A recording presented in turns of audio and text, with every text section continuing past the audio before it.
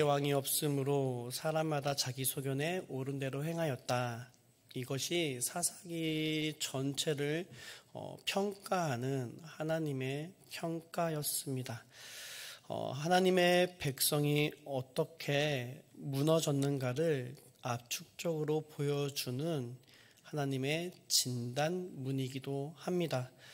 사사기는 하나님께서 친히 왕이 되신 하나님의 백성이 하나님을 잊고 스스로 옳다고 여기는 대로 살아갈 때 어떤 혼란과 타락이 오는지를 오늘 우리들에게 보여주는 아주 중요한 성경이기도 합니다. 다들 아시겠지만 사사시대는 참으로 혼란스러운 시대였습니다. 신앙의 기준, 도덕적 기준들이 제각각이었고 자기 이익에 따라 서로 달랐습니다. 이스라엘의 각 지파는 분열되었고 하나님에 대한 신앙은 극도로 왜곡된 시대였습니다. 우리가 지난번 살펴보았듯이 사사시대의 혼란은 왕이 없어서 벌어진 일이 아니었습니다. 하나님께서는 여호수아 이후에 이스라엘을 이끌어갈 지도자를 세우지 않으셨습니다. 그들은 가나안 땅을 정복하고 차지하고 그것에 하나님의 나라를 이루어야 될 사명이 있는 그 순간에 하나님은요, 절대적인 지도자를 세우지 않으셨다는 것이죠. 그 이유는 무엇입니까? 절대적 지도자가 없어도 하나님의 백성들이 하나님의 말씀을 통해 하나님의 뜻대로 살아가는 공동체를 이루며 살길 원하셨다는 것입니다. 인간적인 지도자, 인간적인 왕은 없더라도 영존하시는 하나님이 이스라엘의 왕이 되어 주셨다는 겁니다. 몇몇 지도자들을 통해서만 하나님이 말씀해 주시는 것이 아니라 이스라엘 백성들이 하나님의 뜻을 알 수 있도록, 그래서 그 말씀의 뜻대로 살아갈 수 있도록 하나님께서 모든 것을 조치해 놓으셨다는 것이죠.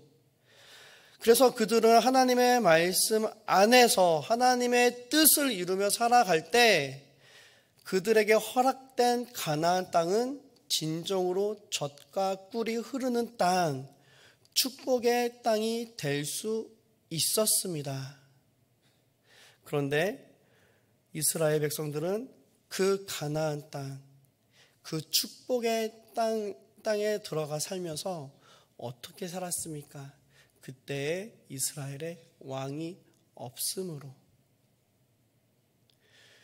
단지 제도적인 정치 제도를 말하는 것이 아니라 그들은 하나님을 인정하지 않고 왕이신 하나님을 잊어버리고 왕이신 하나님을 떠나버린 그런 삶을 살아왔던 것이고, 그 결과 축복의 땅이 타락의 땅이요, 절망의 땅이요, 신음의 땅으로 전락해 버렸다는 것입니다. 사사시대의 혼란이 왕이 없었기 때문에, 하나님께서 절대적인 지도자를 세우지 않았기 때문에 빌어졌다라고 생각해서는 안 됩니다.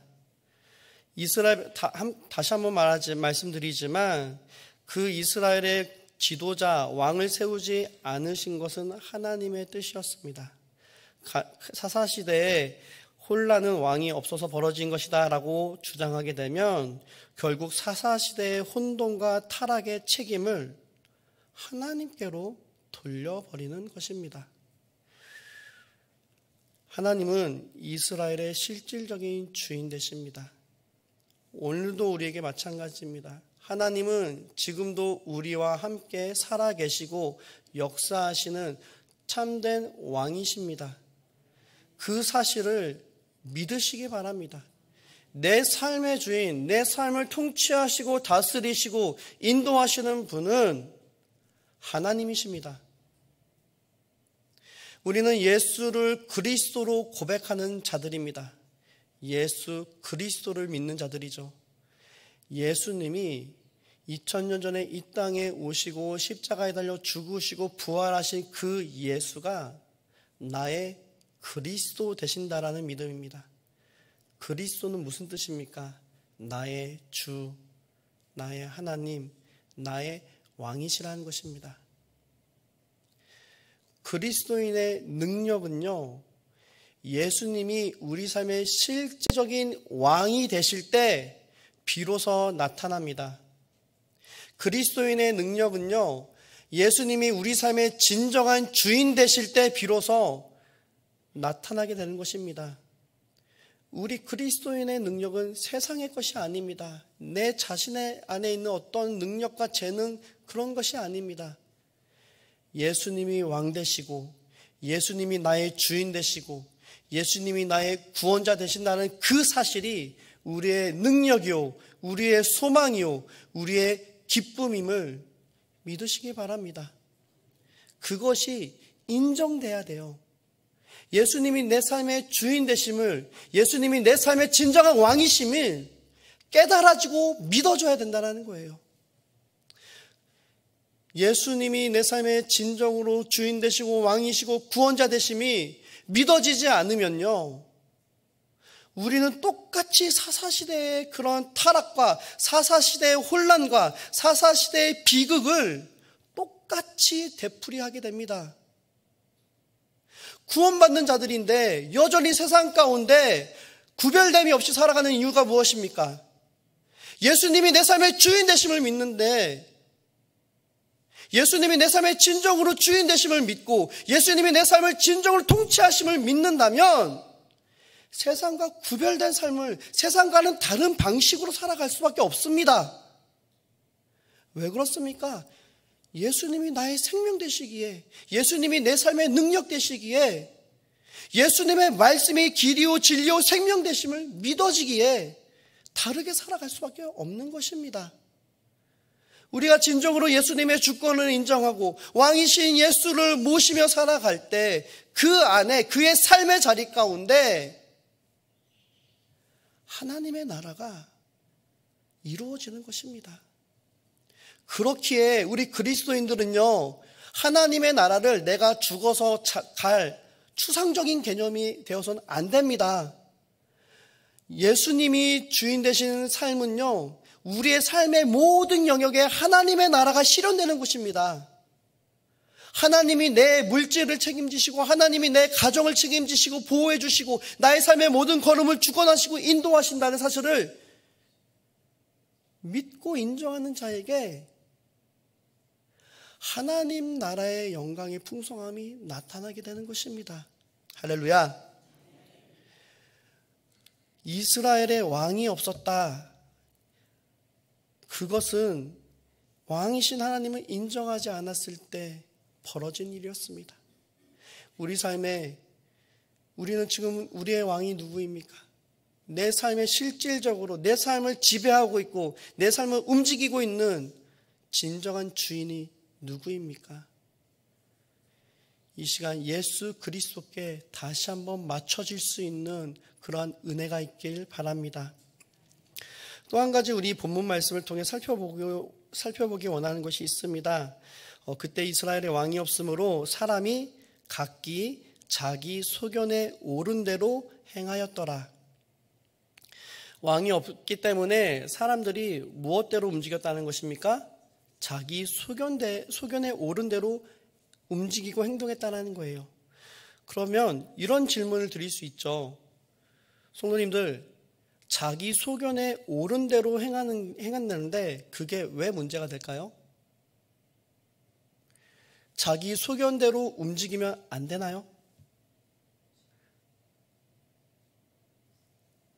자기 소견대로 살지 말라는 것인가요? 어떤 분이 이 말씀을 오해해서요, 조롱거리로 이렇게 말을 하는 걸 들었습니다. 자기는 아내가 자꾸 교회에 오라고 하는데 자꾸 목사님이 자기 뜻을 내려놓으십시오, 자기 생각 내려놓으십시오, 자기 의지를 내려놓으십시오, 그런 말을 하니까 그게 너무 듣기 싫다는 거예요. 그래서 아내한테 이렇게 말한다고 합니다. 나는 교회 갈 때마다 내 뇌를 내려놓고 간다고. 뇌를 비우고 간대요. 뇌를 비우고 왔다가 자리에 앉고 들어가서 다시 뇌를 집어넣는다고 합니다. 무슨 말이에요? 여기서 자기 소견에 옳은 대로 행한 게 문제가 되는 이유는 무엇입니까? 이 말은 하나님이 우리에게 너네는 기계처럼 살아가야 돼. 꼭두각시처럼 움직여야 돼. 자기 생각 내려놓고 그러면 꼭두각시처럼 움직이는 게 건강한 성도의 모습인가요?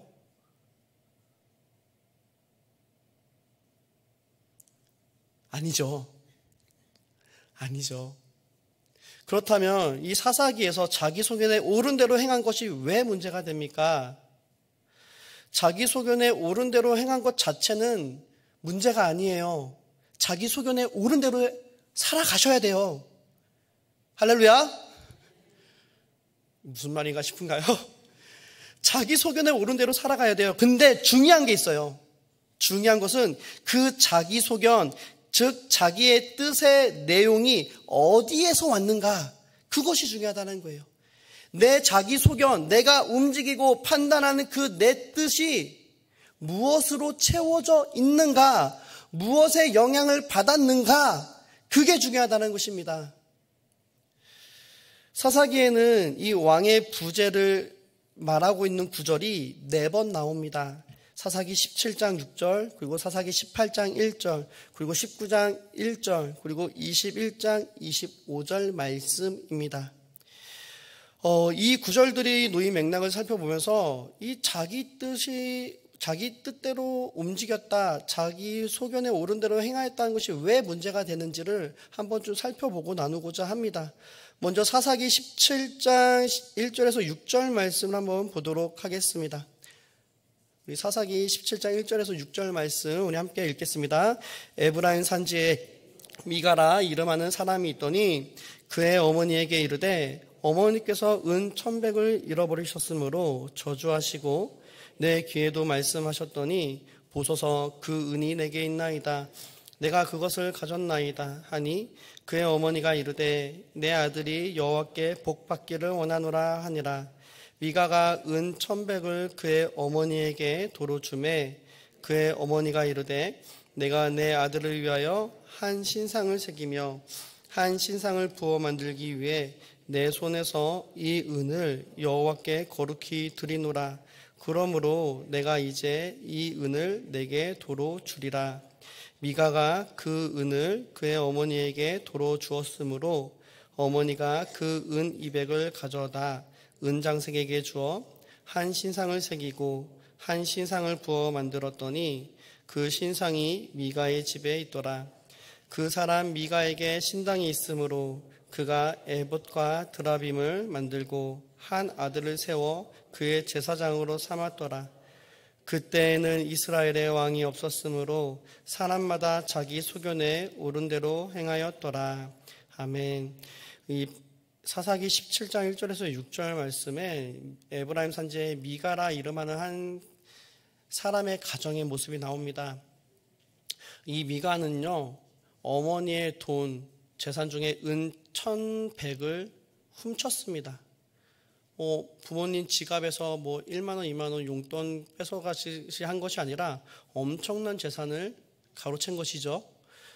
근데 그 어머니가 자신의 재산이 없어진 것을 보고 동네방네 돌아다니면서 온갖 저주를 부었나 봐요. 이 망할 3대가 빌어먹어라 이런 식으로 막 저주를 했나 봐요. 그 이야기를 들은 이 아들 미가가 양심에 찔려서인지 두려움에서인지 몰라도 어머니한테 그거를 고백합니다. 여기 은천 여기 있습니다. 그랬더니 어머니의 반응이 어떻습니까? 2절 하반절에 보니까 내 아들이 여호와께 복받기를 원하노라 하니라. 혼내지 못할 망정 그 아들을 도리어 축복합니다. 하나님의 이름으로 축복하는 것이죠. 그랬을 때 미가가 은 1,100을 어머니에게 주었을 때 어머니가 그것을 가지고 일정 부분을 떼서 한 신상을 만듭니다. 우상을 만듭니다. 그리고 미가는 그것을 가지고 자기 신당에 세우고요. 그리고 한 아들을 세워서 그 가정의 제사장을 삼습니다.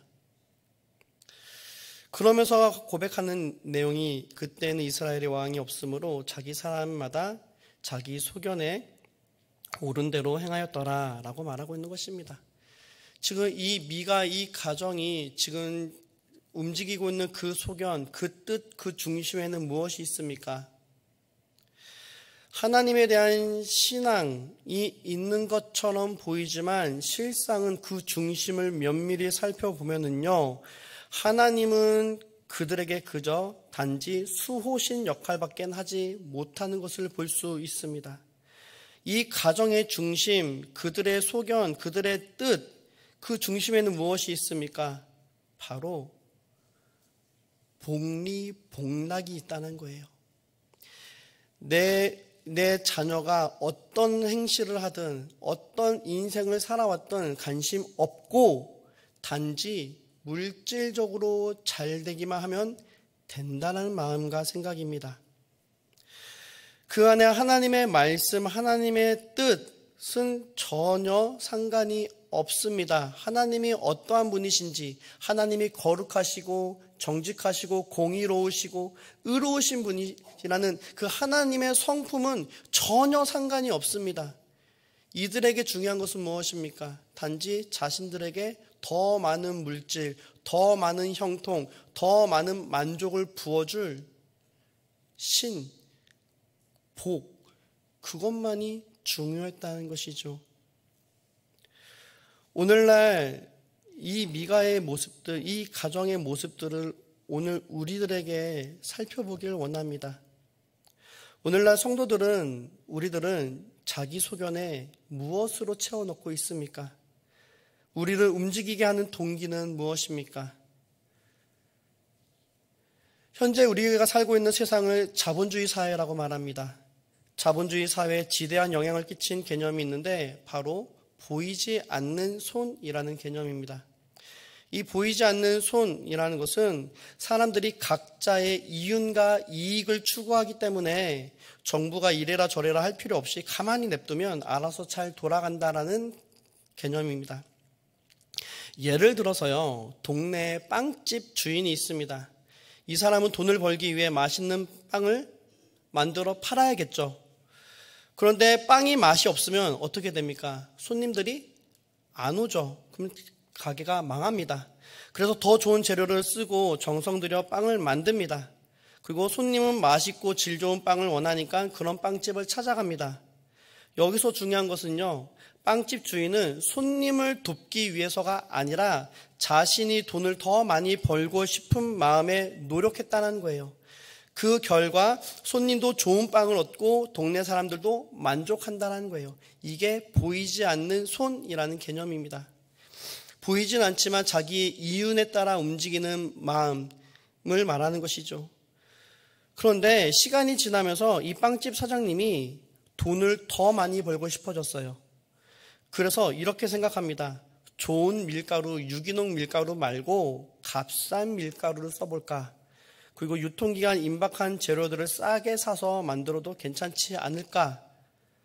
그래서 빵에 설탕을 엄청 넣어서 중독성이 생기게 만들자. 그렇게 만들어서 팔았더니 그 사람들이 그 맛에 중독돼서 또 불티나게 팔립니다. 손님들은 몸에 안 좋은 빵을 자기도 모르게 먹게 되고 동네에선 건강 문제가 생기고 다른 정직한 빵집은 경쟁에서 밀리게 되는 것이죠. 여기서도 중요한 것은 무엇입니까? 이 빵집 사장님은 무엇에 따라 움직이고 있다는 거죠? 자기 이윤 추구. 이것이 나에게 이득이 되는가 아닌가, 그것이 중요하다라는 거예요. 오늘 우리의 성도들, 우리의 모습을 한번 살펴보기 원합니다. 오늘 지금 우리는 무엇에 따라 움직이고 있습니까? 내가 순종하고 순종하지 않는 그 판단의 근거는 무엇이 담겨 있습니까? 하나님의 말씀에 따라 움직이고 있습니까? 보이지 않는 손, 이것이 내게 유익인가? 이것이 내게 불이익인가? 그것에 따라 움직이고 있지는 않습니까? 여러 복음주의 목사님들은 이렇게 말합니다. 하나님이 축복을 주시는 분이라는 이유만으로 하나님을 따른다면 당신은 하나님이 아니라 축복을 섬기는 것이다.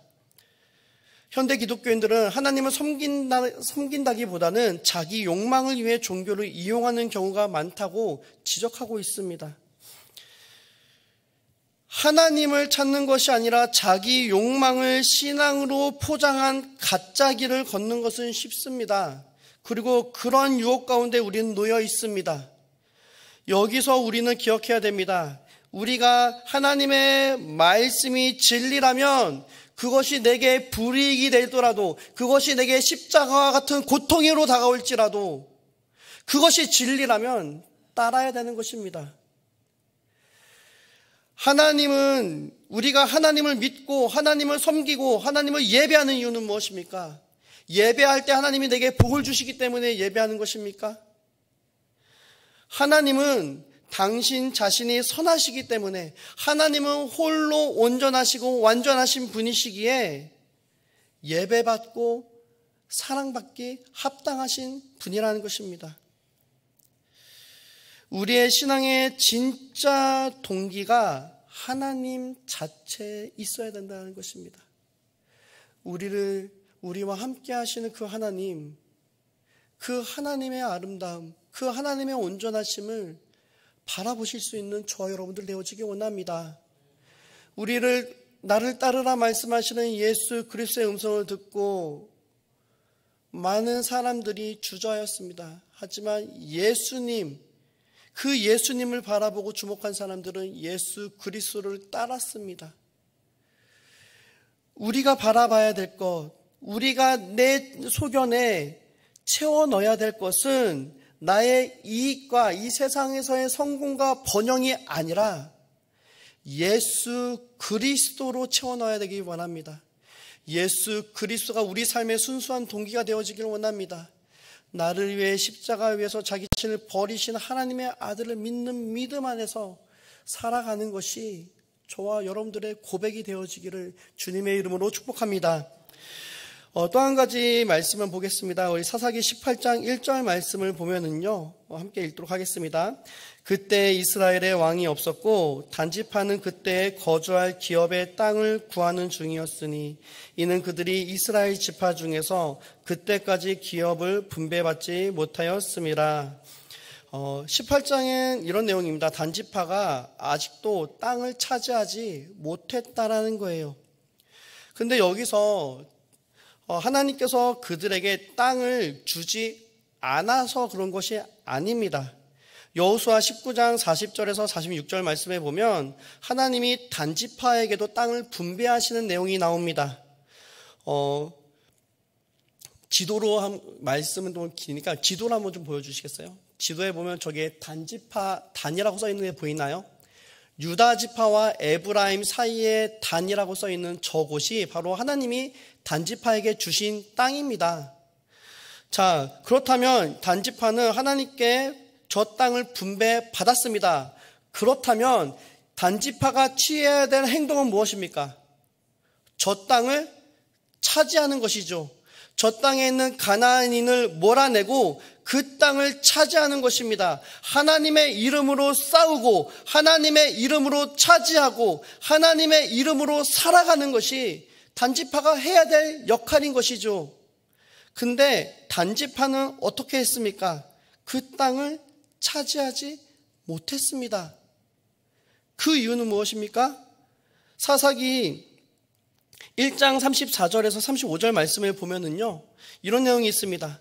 아모리 족속이 단 자손을 산지로 몰아넣고 골짜기에 내려오기를 용납하지 아니하였으며 결심하고 헤레스 산과 아얄론과 사알빔에 거주하였더니 라고 말합니다. 그 땅을 살고 있는 아모리 족속이 단 자손을 산지로 몰아넣었다는 거예요. 하나님께 분배받은 땅은요, 저지대 땅이었어요. 산지에서 내려와서 차지해야 될 땅이었습니다. 그런데 문제는요, 단지파가 그 말씀을 받들고 그 땅을 차지하러 갔는데 그 땅에 살고 있는 아모리 족속이 너무 센 거예요. 너무 강합니다. 몇 번 시도해 봤는데 도저히 이겨낼 수가 없습니다. 그래서 34절에 아모리 족속이 단 자손을 산지로 몰아넣고 골짜기에 내려오기를 용납하지 아니하였다라고 말하고 있습니다.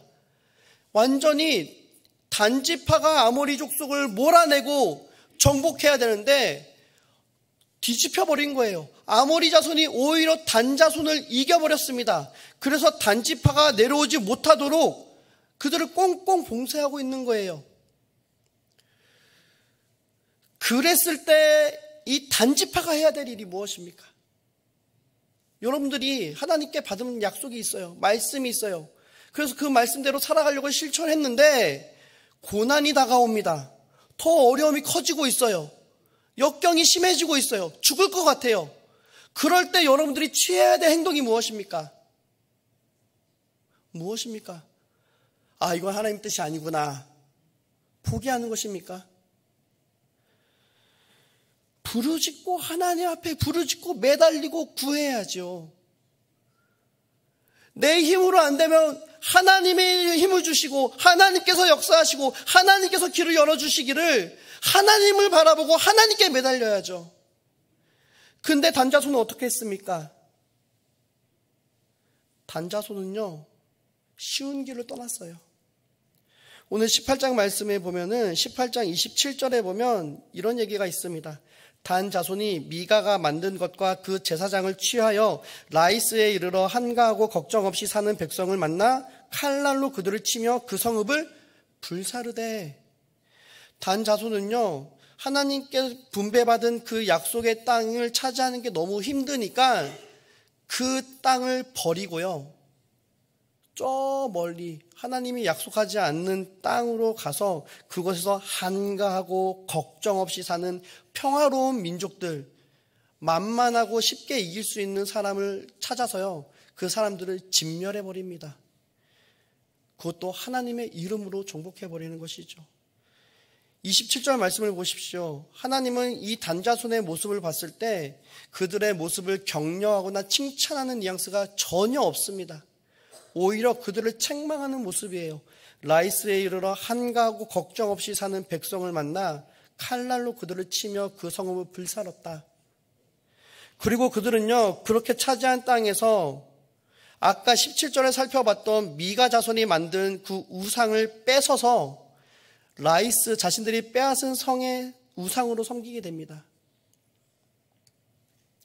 이스라엘 이 단자손이 이렇게 행동한 이유는 무엇입니까? 하나님의 말씀대로 살아가는 것이 쉽지 않기 때문에 하나님의 말씀대로 살아왔더니 어려움이 있는 거예요. 그래서 그것을 포기하고 세상의 방식대로 쉬운 길, 자기 소견의 쉬운 길로 행동했다라는 것입니다. 사랑하는 성도님들, 오늘 우리의 삶의 자리 가운데 하나님의 말씀을 붙들고 살아가실 수 있는 저와 여러분들 되어지기 원합니다. 하나님은 단자손에게 분명히 그 땅을 허락해 주셨습니다. 너희가 그 땅을 차지할 것이다 약속해 주셨습니다. 근데 그 땅은요, 쉽게 얻는 것이 아니에요. 하나님은 우리 가운데 약속을 이루실 때 그냥 거저먹기로 주시지 않습니다. 그것을 차지하고 이루기 위해 우리가 감당해야 될 몫이 있다라는 거예요. 우리가 이 사실을 잊어서는 안 됩니다. 우리가 그리스도인으로서 살아가기 위해서는요, 예수님은 그냥 나만 믿으면 쉽게 될 것이다 하고 말하지 않습니다. 누구든지 나를 따르려거든 자기를 부인하고 자기 십자가를 지고 나를 따를 것이다. 예수님은 분명히 말씀하셨습니다. 우리가 삶의 자리 가운데 내 소견에 오른 대로 우리가 하나님의 말씀을 붙들고 그 약속을 이룰 것을 붙들고 살아가지 않는다면 우리는 상황과 환경에 이리저리 흔들리는 삶, 그래서 단자손처럼 이 하나님을 믿지 않는, 하나님을 모르는 사람들보다 더 악한 삶, 더 악랄한 삶을 살아가게 된다는 것입니다. 우리의 소견에 상황과 환경대로 움직이는 것이 아니라 하나님의 말씀을 붙들고 살아가실 수 있는 저 여러분들 되어지기를 원합니다. 또 한 가지 이 단지파를 통해 좀 살펴볼 것이 있습니다. 그것은요, 단지파는 개인이 아니죠. 말 그대로 지파입니다. 적게는 수백 명, 많게는 수천 명 있는 사람들이죠. 근데 그들이 하나님이 주신 땅을 포기하고 다른 땅을 찾으러 갈 때, 심지어 미가가 만들었던 우상을 빼앗는 그 모든 일을 할 때 안 된다고 말하는 사람이 한 사람도 없었다라는 거예요. 이 말의 뜻은 무엇입니까? 단지파는 지금 무슨 소견대로 무엇에 따라 움직이고 있다는 거예요. 공동체가 움직이는 대로 무지성적으로, 무비판적으로 움직이고 있다는 거예요.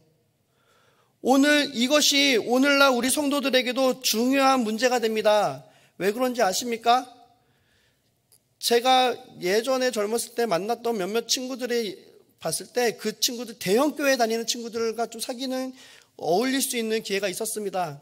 그런데 제가 그들과 어울리면서 정말 놀랐던 것은 무엇이냐면, 그들의 신앙의 크기가, 그들이 다니는 교회의 크기, 그들이 교회에 담임하는 그 목사님의 유명세가 자신들의 신앙의 크기로 착각하고 있는 거예요.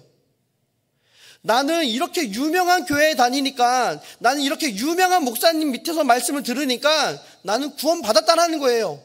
내 신앙은 성숙하고 내 신앙은 세련됐다라는 거예요. 이게 무슨 말입니까? 좋은 교회, 큰 교회, 좋고 나쁜 게 아니죠. 큰 교회에 다니면 그 신앙이 성장하고 건강한 신앙인입니까? 그렇지가 않습니다. 진정한 신앙인이란 그 공동체 가운데서도 하나님의 뜻을 붙들고 사는 사람이 진정한 신앙인 아니겠습니까? 작은 교회에 다니더라도 그곳에서 하나님의 말씀을 붙들고 그곳에서 살아계신 하나님을 만나고 하나님과 동행하는 삶이 성숙한 신앙인 아니겠습니까? 지금 단자손은 뭐예요? 자기가 살아가고 있는 공동체에 움직이는 대로 무비판적으로 살아가고 있다는 거예요. 오늘 이것이 우리 한국교회의 문제가 되는 모습입니다.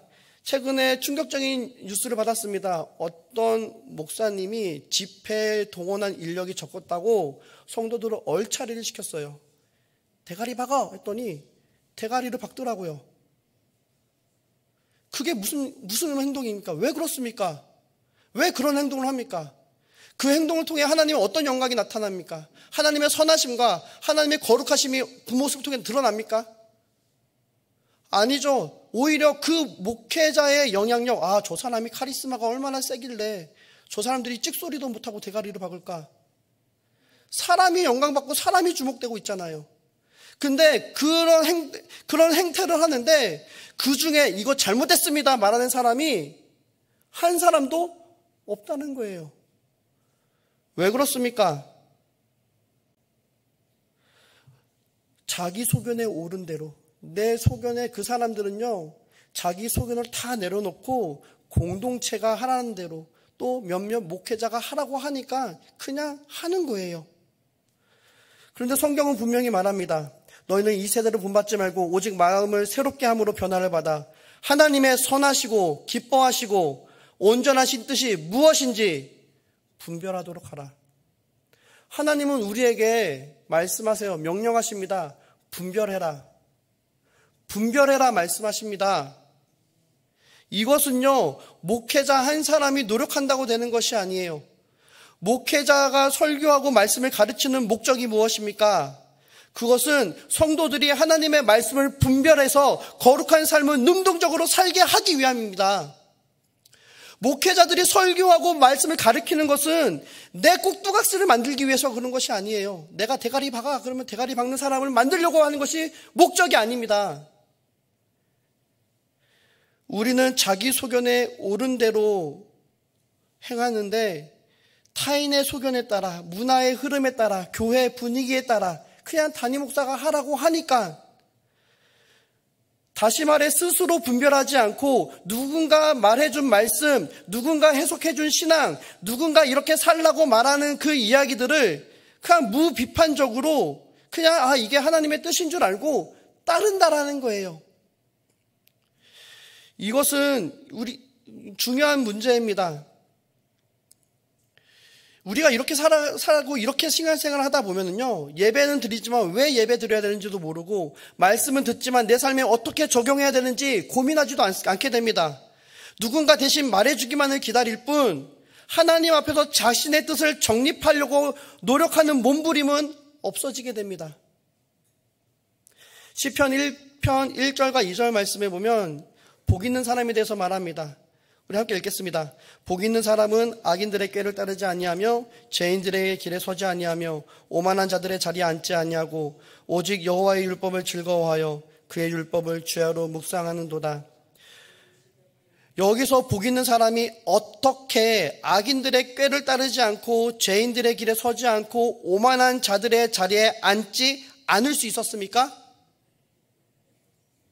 그렇죠. 2절 말씀에 나오죠. 오직 여호와의 율법을 즐거워해서 그의 율법을 주야로 묵상하는도다.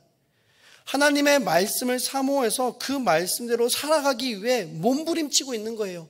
그래서 그는 밤낮으로 그 말씀을 묵상합니다. 그 말씀을 통해 분별하려고 노력합니다. 그랬기 때문에 이 사람은 악인들의 꾀를 따르지 않고 복 있는 자리, 하나님의 말씀의 자리를 지켜나갈 수 있었던 것입니다. 사랑하는 성도님들, 시편 107편 9절에 하나님 우리에게 말씀하십니다. 그가 사모하는 영혼에게 만족을 주시며 줄인 영혼에게 좋은 것으로 채워주십니다. 하나님은요, 하나님의 말씀대로 살아가고자, 하나님이 너무 좋아서 하나님의 말씀대로, 하나님의 뜻대로 살아가고자 그 말씀을 붙들고 분별하고 노력하고 하는 자에게 좋은 것으로 채워주신다라고 말씀하고 있습니다. 사랑하는 성도님들, 오늘 우리는 우리의 소견에 무엇으로 채우고 있습니까? 우리가 신앙하고 행위하는 그 모든 그 중심에는 무엇이 있습니까? 하나님의 살아있는 말씀이 놓여있기를 원합니다.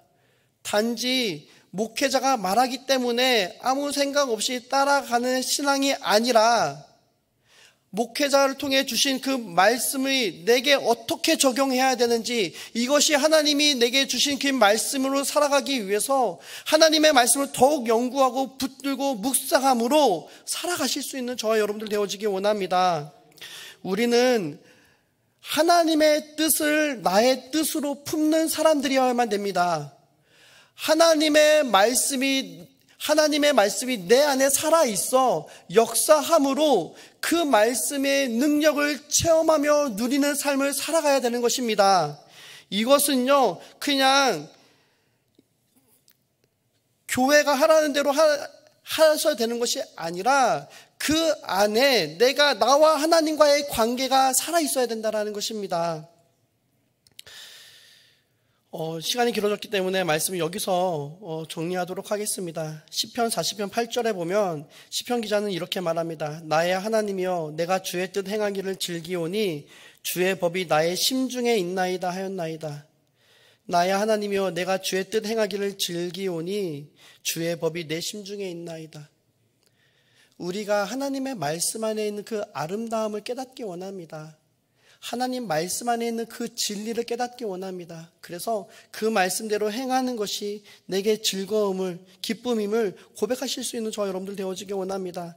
또한 빌립보서 2장 13절에 하나님이 너희 안에서 자기의 기쁘신 뜻을 위하여 소원을 두고 행하게 하신다. 하나님은요, 우리를 통해 우리를 기계적인 신앙생활을 하는 것이 아니라 우리와 소통하기를 원하세요. 우리와 교제하기를 원하세요. 그래서 우리 안에 하나님의 기쁘신 뜻을 이루기 위해서 우리에게 소원을 두고 행하게 하신대요. 우리가 하나님의 말씀을 묵상하며 살아갈 때 우리가 하나님의 뜻을 이루고자 하는 열망이 하나님이 허락해 주신다는 것입니다. 이것이 성숙한 성도입니다. 말씀을 읽고 깊이 묵상하는 가운데 하나님을 만나고 하나님을 알아가고 하나님과 동행하는 삶, 그래서 자신의 생각을 하나님의 뜻에 비추어 분별하고 자발적이고 기쁜 순종으로 살아가는 사람, 다른 사람이 이래라 저래라 결정해 주는 신앙이 아니라 성령과 말씀 안에서 자기 뜻을 형성하고 행동하는 신앙, 이것이 참된 성도이고 하나님이 꿈꾸고 원하시는 삶의 모습입니다. 오늘 삶의 자리 가운데 나는 누구의 뜻을 따라 살아가고 있는가? 지금 내 소견은 정말 하나님의 뜻에 뿌리 내린 것인가 살펴보시며 상황과 환경에 따라 이리저리 움직이고 흔들리는 신앙이 아니라 하나님의 말씀에 굳게 붙들린 바 된 그런 참되고 성숙된 성도의 삶을 살아가실 수 있는 저와 여러분들 되시기를 주님의 이름으로 축복합니다. 기도하겠습니다.